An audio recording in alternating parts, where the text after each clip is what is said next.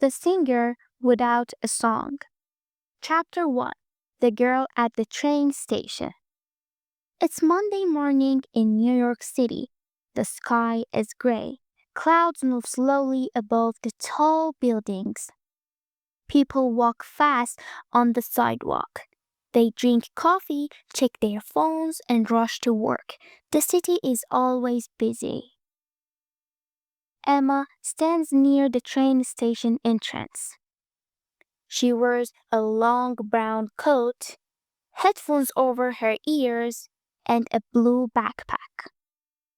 She closes her eyes and hums a song quietly. Her voice is soft, like the wind in early spring. Emma is 21. She works at a small bookstore downtown. It's quiet there, and she likes it. But her real love is music. She sings every day, in her room, in the shower, or while cleaning bookshelves. But never in front of people. She is shy, very shy.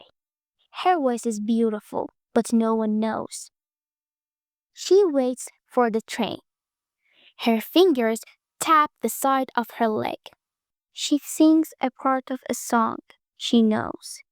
But still I rise like the moon in the sky. Then she stops. She frowns a little. These are not my words, she thinks. Why don't I have my own song? She wants to sing something real, something true. But every time she tries to write, her mind goes blank. The train arrives with a loud sound. The doors open. Emma steps in and finds a seat near the window. She watches the city move past. 2 stops later, a boy enters the train.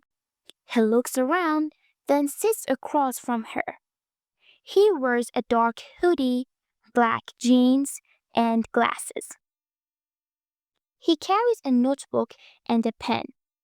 He looks like a student, maybe 23 or 24 years old. Emma sees him write something. His hand moves quickly across the page. She's curious. He looks up. Their eyes meet for a moment. He smiles, just a small, quiet smile. Emma quickly looks away. Her cheeks turn red. She looks out the window, pretending she didn't see. Why did he smile at me? She wonders. The train moves again. The sound of wheels on the track fills the silence. Emma looks at him again. He's still writing. His eyes are focused. Then suddenly he closes his notebook, stands up, and walks toward the door. Before he leaves, he drops a folded paper on the seat next to her. He doesn't say a word.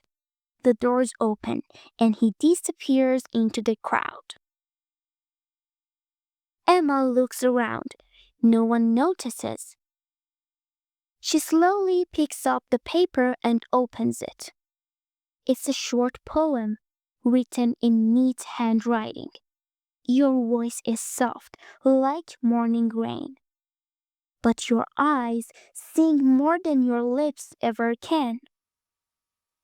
Emma feels her heart jump. She reads it again and again. How did he know I was singing? She thinks. She turns the paper. On the back, there's a name written, Liam Carter. And under it, if you ever need a song, I write lyrics. Emma smiles. For the first time in a long while, her heart feels warm. Liam Carter, she whispers. Maybe this is a beginning. The train keeps moving, but Emma's world has already changed. Chapter 2. A Note Between Pages. The next morning, Emma wakes up early. She lays in bed, holding the small paper in her hand. The poem from yesterday is still there. She read it 10 times already, maybe more, but it still makes her heart beat faster. She doesn't know Liam. She doesn't even know if they'll meet again. But his words stay in her mind like a quiet melody. At 9 a.m., Emma walks into the bookstore. It's a small place on 6th Avenue. Not many people come in, but she likes the silence. The smell of old books is warm and familiar. She takes off her coat and walks behind the front desk. "Morning, Emma," says Sarah, her manager. "Morning," Emma replies with a soft smile. She puts her bag down and starts arranging books. But her mind is somewhere else. "If you ever need a song, I write lyrics." She opens her own notebook. It's full of empty pages. So many times she tried to write lyrics, but no words ever felt right. Today, something is different. She takes a pen. Slowly, she writes on the first page, "To Liam Carter. I don't have a voice when I write, but maybe you can help me find it." She stops. Should she send it? How? She laughs quietly to herself. "I don't even know where he lives." Then she remembers the train. Maybe if she takes the same train again, same time, same place. It's a long shot, but something in her heart tells her to try. At 5:15 p.m., she walks back to the train station. The sky is orange now. Sunset colors paint the city. She waits near the same bench. Her letter folded inside a book, a small poetry book she bought last year but never finished reading. She waits and waits. The train comes, the doors open. People walk in and out. She looks around. No Liam. Her heart sinks a little. But just as the doors are about to close, he appears. Liam steps in. His hoodie is the same. His notebook in his hand. He looks calm, almost like he expected this. Emma stands up. Their eyes meet again. This time, she doesn't look away. He walks over slowly. "Hi," he says. His voice is soft, like his smile. "Hi," Emma replies. Her cheeks are red, but she doesn't hide. There's a short silence. Then she hands him the book. "There's a note inside," she says. "For you." Liam looks surprised, but he takes the book. He holds it like it's something important. "Thank you," he says. I'll read it tonight." She nods. The train moves. They sit down together, not talking much, but the silence feels full, comfortable. Emma looks at the window, but her heart is louder than ever. This is scary, she thinks. But it also feels right. Outside, the city lights begin to glow. Inside, something else begins to glow too. Chapter 3. Words Between Them. The next day, Emma waits again. This time, she isn't nervous, not like before. She stands near the same bench at the station, holding a small paper bag, inside a cookie chocolate chip, fresh from the bakery next to the bookstore. She doesn't know if Liam likes cookies, but she wants to say thank you, and she doesn't know how else. The train comes. People enter. Emma steps in and looks around. There he is. Liam is already seated, writing in his notebook again. But when he sees her, he closes it. Their eyes meet. He smiles. Emma walks over and sits next to him. Hi, she says. Hi, Liam replies. I read your note. Emma looks down at her hands. Was it okay? She asks quietly. It was more than okay, Liam says. It felt like a song already. Emma blushes. I don't know how to write songs, she says. I just feel things, but I don't know how to say them. Liam nods. Then say them to me, he says. I'll help you turn them to music. There's a silence, not awkward, just quiet. Emma opens her bag and hands him the cookie. This is for you, she says. For the poem. Liam laughs softly. No one ever gave me a cookie for a poem before. Well, Emma says, smiling, maybe they should. He takes the cookie, and they both look out the window. The train moves. Outside, the city shines in gold and blue. I want to write something with you, Emma says. A real song about real feelings.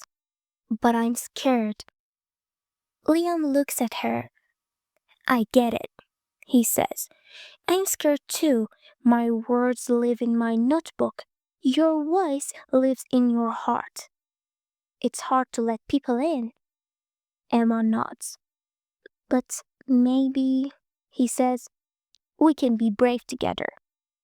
She smiles, a real smile, one that reaches her eyes. The train slows down. Her stop is next. She stands up, but turns back to him. Same time tomorrow? She asks. Same time, he replies. She walks out of the train, but something is different now. Her steps are lighter. There's song in her mind, not from someone else's song, but from her own feelings, turning slowly into lyrics. And maybe, just maybe, this is how her song begins. Chapter 4. Her first song. It's Friday. The bookstore feels quiet, even more than usual. Emma stands behind the counter, staring at her notebook. A half-finished verse is on the page. It's messy, but it's hers. She reads the words out loud. Just a whisper. I walk through the silence, looking for sound. My voice is small, but my heart is loud. She smiles. That's new. That came from her. All week, she and Liam have met on the train. Every day they talk, they write. Liam shares poems. Emma sings softly. Bit by bit, a song is born, like a flower opening slowly in the sun. That evening, she takes the train again.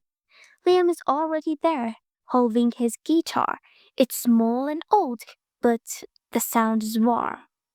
He sees her, stands and smiles. Hey, he says, are you ready? Emma hesitates. I think so, she replies, kind of scared, but also kind of excited. They sit down together. He opens his notebook. She opens hers. For the next 15 minutes, they go through the lines. Emma sings the chorus softly. Liam storms the chords. The train moves under the city, but their world feels still, like time has slowed just for them. Then Liam says, "There's a small park near the next station. It has benches. It's quiet. Want to go there and try the whole song?" Emma nods. Her hands shake just a little, but her voice is steady now. They sit on a bench under a tree. The air is cool, the sun almost gone. Liam plays the intro on his guitar. Emma takes a breath, and she sings, "I was a whisper under the crowd, a name not spoken, a dream not loud. But then I saw you, quiet and true, and suddenly I heard me too." Her voice is soft, but clear, no fear, just feeling. People walk by, but she doesn't notice. This moment is only for them. When the last line ends, Liam smiles wide. "That was it," he says. "That was your voice." Emma laughs. Tears shine in her eyes. "I didn't think I could do it," she says. "You just needed someone to hear you," he replies. She looks at him. "Thank you, Liam." He shakes his head. "No, thank you for singing the words I didn't know I needed." They sit in silence for a while, not needing to say more. Above them, stars begin to appear. Emma looks up and whispers, "This is just the beginning." And this time, she knows it's true.